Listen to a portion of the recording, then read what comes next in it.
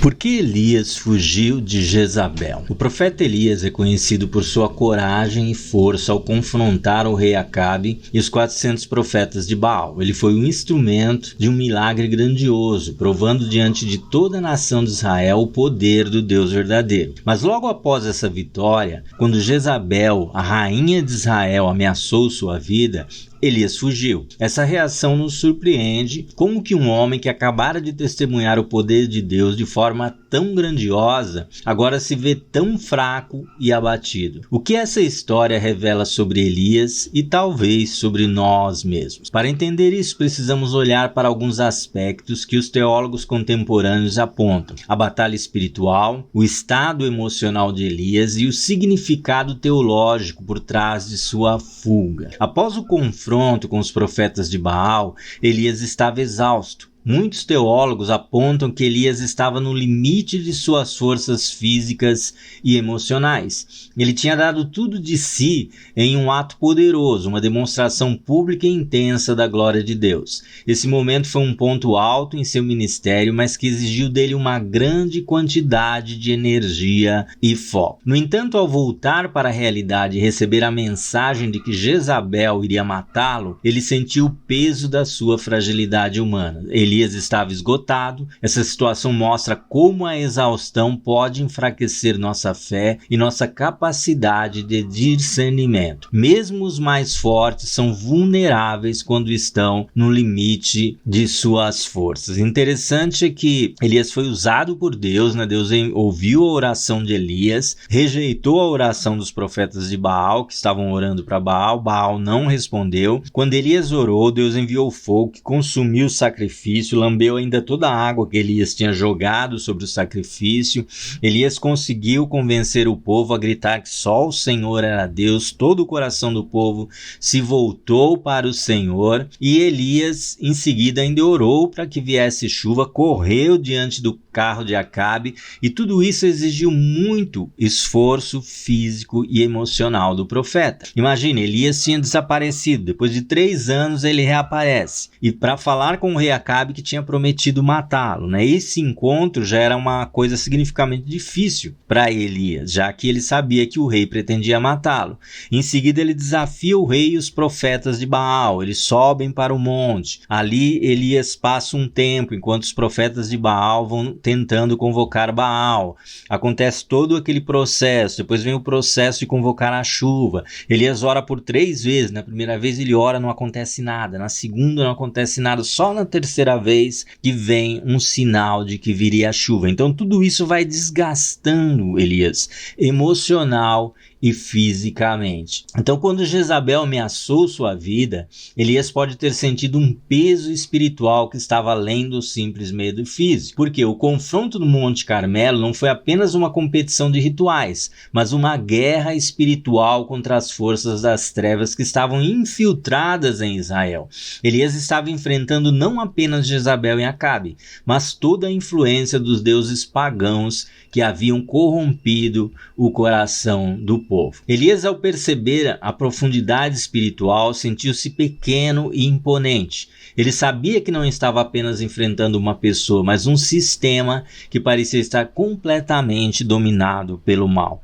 Quando Elias chega à base do monte, ele recebe uma mensagem de Jezabel. Ela usa uma expressão que era usada pelos israelitas, falando do Deus de Israel, e ela diz: "Vive o Senhor se amanhã eu não fizer com você o que você fez com esses homens." Ou seja, Jezabel estava dizendo que no dia seguinte ela faria com Elias o mesmo que ele fez com os profetas de Baal, ou seja, ela iria matá-lo. E por que amanhã? Por que não hoje? Porque Elias tinha impactado o coração de todo o povo. Naquele momento o povo estava com o coração impactado. O próprio rei estava com o coração impactado. Mas Jezabel estava mandando uma mensagem para Elias. E ela só precisava de uma noite para mudar o coração do rei. Jezabel era uma mulher manipuladora, uma mulher extremamente forte, poderosa, que tinha controle total sobre a mente e o coração do rei. O rei estava impactado, mas ela deixou claro, nas entrelinhas para Elias que naquela noite ela mudaria o coração do rei, ela ia convencer o rei de que Elias era um perigo para Israel e no dia seguinte ela mandaria matar Elias. E Elias, ciente de que Jezabel realmente poderia cumprir aquela promessa, o cansaço físico e espiritual de Elias impediu que ele confiasse em Deus. Todo o desgaste daquele momento impediu que Elias depositasse sua fé no Senhor, que tinha realizado aqueles tão grandes milagres, e Elias não conseguiu acreditar que o Senhor poderia livrá-lo das mãos de Jezabel.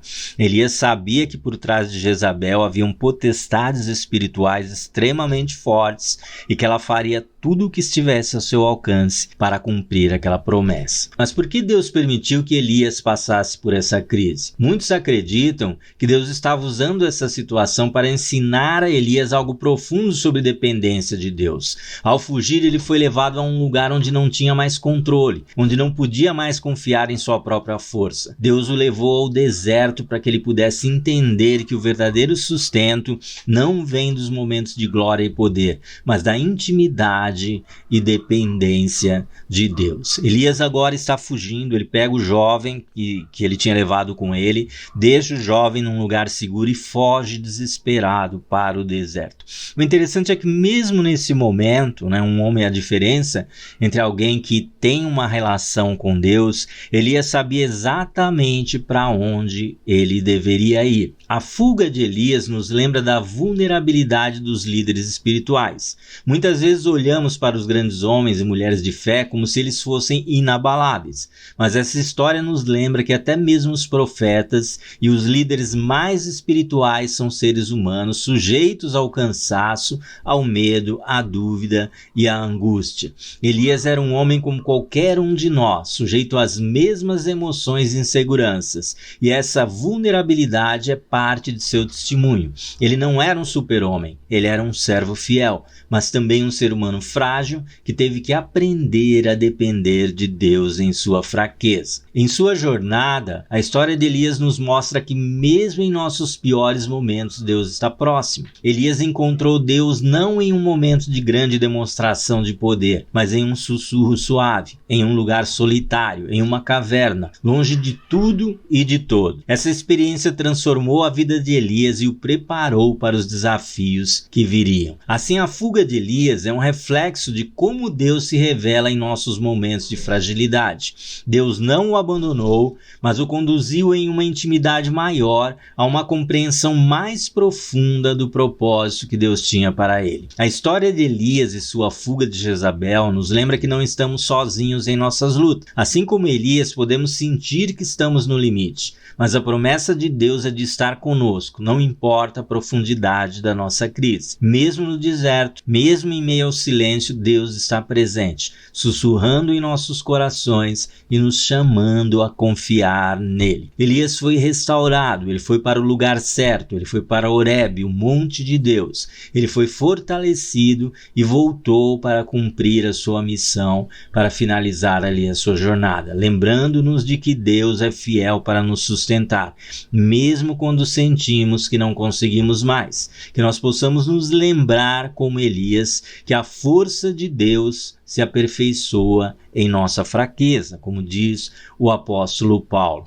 Elias precisou fugir, precisou passar por um longo período, percorrer um longo caminho no deserto e se esconder em uma caverna para que ele pudesse ter um momento de intimidade com Deus. Às vezes nós achamos que trabalhar demais é um sinal de que nós vamos crescer espiritualmente, Isso já aconteceu comigo, de estar ali na igreja fazendo um monte de coisa, pegando uma coisa para fazer outra coisa, correndo atrás de um, correndo atrás de outro, indo visitar pessoas, e de repente, quando você acha que você vai ser fortalecido, você se pega em um momento de fraqueza, em um momento de cansaço, e o momento em que você começa a sentir o peso das tentações, as mensagens vão perdendo o vigor, você vai perdendo a força de louvar, de adorar a Deus. Isso acontece por quê? Não é porque você perdeu a sua espiritualidade, mas é porque o seu corpo está fraco, a sua mente está esgotada e você está caminhando para um processo de estresse profundo.